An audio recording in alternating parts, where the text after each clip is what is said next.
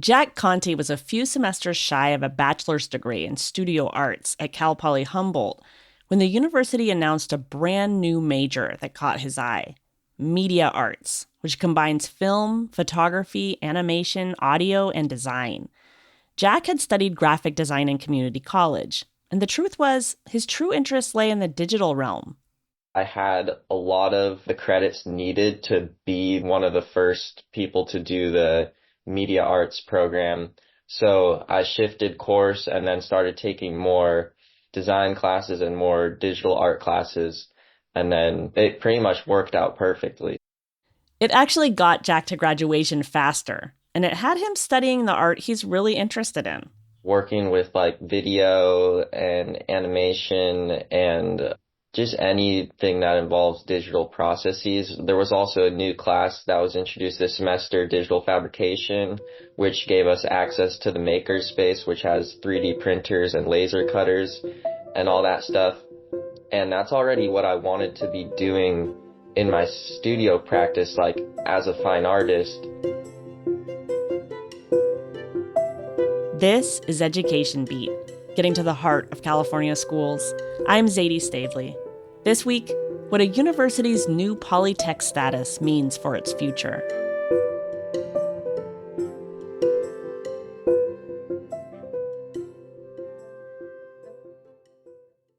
The bachelor's degree in media arts is one of several new programs offered at Humboldt now that it's a California State Polytechnic university. In changing its status, it joins Cal Poly San Luis Obispo, otherwise known as SLO, and Cal Poly Pomona. My colleague Kate Ricks wrote for EdSource about the transformation from Humboldt State to Cal Poly Humboldt. Hi, Kate. Hi, Zaidee. So tell me, what got you interested in this story to begin with? Well, everybody knows about Cal Poly SLO. It's kind of the crown jewel, I think, of the CSU system in that it's the most competitive to get into. But there's also Cal Poly Pomona. And then when I heard that Cal State Humboldt had transitioned into becoming a Polytech, Poly, as they call it, I was just intrigued by, what does that really mean? And I wanted to know whether it really is a science-y kind of focus or whether there's more to it than that, and why they decided to go through that change. Okay, and what did you find? What I learned is that they were invited by the CSU system administration to basically write an application to receive this designation. It's actually not a designation that has any bearing on their accreditation. They're not joining some national Polytech organization. They're not evaluated in this capacity, but it's sort of a branding or marketing kind of change. They were invited to do it because they already have a lot of the elements in place of what a Polytechnic university is. Basically just a much more sort of targeted emphasis on hands-on learning, on interdisciplinary learning. And since CSUs in general tend to be very career-oriented in their programming, Cal State Humboldt was already offering a lot of apprenticeship, internship, project-based learning anyway. So they decided to apply for this, and the idea really was to boost enrollment. That's the bottom line for them, because like all higher ed, like all K-12, they're experiencing the declining enrollment from, just lower birth rates in the state. So they're trying to compete for bodies, honestly. They want students to continue to be interested in their university, which is very far away from almost everywhere in California. They already get most of their students from Southern California because they market themselves pretty heavily. But they need to keep those numbers going, and they're actually hoping to double their enrollment by 2035. It's fairly ambitious. It's an aspirational for them. It has resulted in some increase in enrollment for sure, particularly in the new course programs that they've rolled out.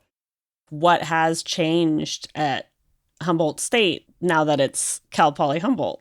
Well, this designation was approved in 2022. So the first year that they really were a Polytech, they had this huge spike in applications. People were very interested. And then because it was post-COVID, the number of applications wasn't reflected in the number of accepted admissions. But they did some work to kind of combine departments that were sort of standalone core academic subjects and link them with more workforce-oriented programming. So the data science actually includes the math department so that it's a more applied math. You can do applied math or you can do data science. That's a new program. They've also built out their nursing master's program, which is a collaboration with a community college in the area, College of the Redwoods. They combined their film department and their art department to create a digital arts and media bachelor's program. They have an applied fire science management. They're using this kind of rebranding process to reach out a lot more aggressively to their local high schools and to boost enrollment of local high school graduates. And so in doing so, they're partnering with more high schools to help bring high school students up to where they are meeting the A through G requirements and to also meet the employment needs of the area in far Northern California. So that's where the nursing masters and the applied fire science management BS come in. There's also a forest engineering bachelor's, speech, language, and pathology masters, which is an identified real gap. You know, they need speech pathologists in that part of the state. So they're trying to use it to really lean in on the local needs. When Jonathan Juarez decided to go back to school after 10 years in the workforce, he was initially looking at San Jose State and San Diego State.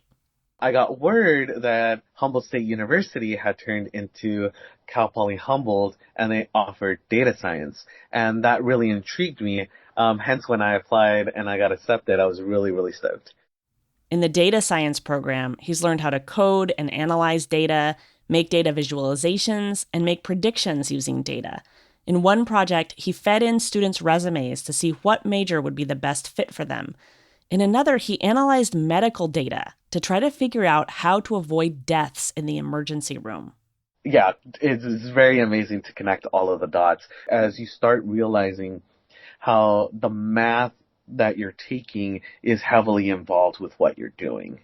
And being able to do that and see how critical the need is for data science students or computer science students in overall, it's really amazing to see how your major is being applied even to the medical field, which is something great about data sciences because it's so versatile.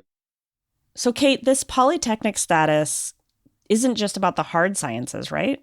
So one of the things about this conversion to Polytech is that it seems to pretty evenly apply through the sciences and the more liberal arts elements of the university. So when I spoke with faculty in, film and art, those people felt just as kind of involved in this Polytech designation as the people in data science that I spoke to.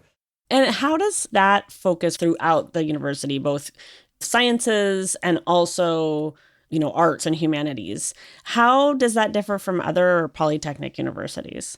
That's interesting. So I did a little bit of research on how it's a trend right now, maybe not a fast-moving trend, but there are other universities that want this designation because it aligns with the return on investment for a bachelor's degree.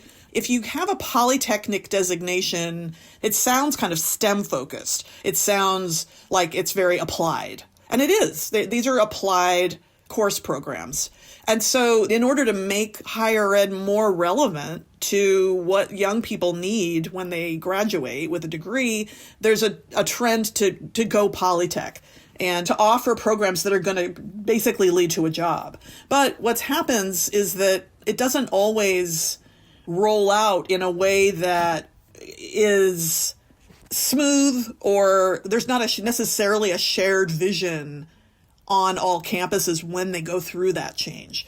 So the Chronicle of Higher Education did some reporting on this, and there are some examples of other universities throughout the country where the rollouts of Polytech do tend to kind of favor the sciences and technology course programs much more than humanities and social sciences. So in other universities, there's been pushback from faculty who are in the humanities, who feel that they're kind of getting left out in the cold, which, is something we hear not infrequently, right? Where there's more money for sciences and technology than there is for English, philosophy, history, etc. But in this case, I have to say, it interested me that the humanities faculty are pretty excited about this transition. I think it's helping them to feel like they get to be part of sort of the evolution of a school rather than like kind of the necessary add-ons, to retain that liberal arts focus. And what did some of those liberal arts faculty members tell you? There is a professor who is in their history department. She's also the chair of what they're calling their applied humanities department. And her name's Sarah Hart. And when they were rolling out this new major called applied humanities, she wanted to understand basically what are applied humanities.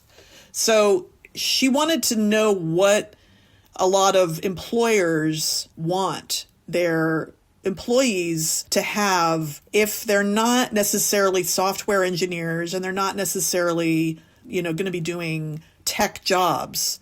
She wanted to know how someone who majors in applied humanities, how can they kind of point themselves in the direction of a really good job?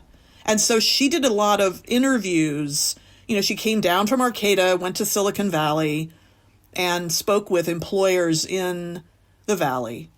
And she asked them, what do you want to see on a resume? What kinds of project-based learning, what kinds of internships do you want to see? And, what she heard was collaboration, critical thinking, writing, working in groups, kind of original idea generation. I mean, these are all things that employers desperately want. And an applied humanities major is a very good way to train people and to kind of help people build those skills. What someone used to say, like, you're never going to get a job with a degree in history. Well, I think this is an attempt to kind of turn that on its head by just accepting the fact that, most people aren't going to get jobs as historians, but they certainly could get a job where they're using those kind of investigative skills.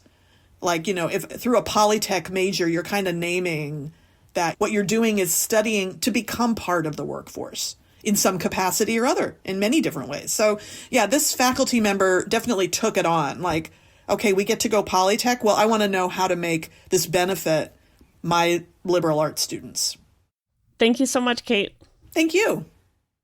Jack Conti just became one of the first to graduate from Cal Poly Humboldt with a Bachelor of Fine Arts in Media Arts.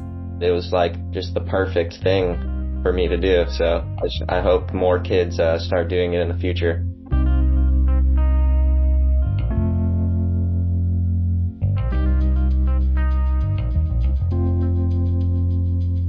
Thank you for listening to this week's episode of Education Beat, getting to the heart of California schools, a production of EdSource. You can find a link to Kate's story in our podcast notes and at edsource.org. Our producer is Coby McDonald.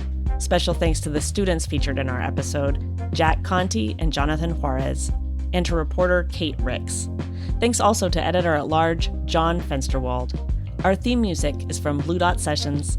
This episode was brought to you by the College Futures Foundation and the Stufsky Foundation. I'm Zaidee Stavely. Join us next week and subscribe so you won't miss an episode.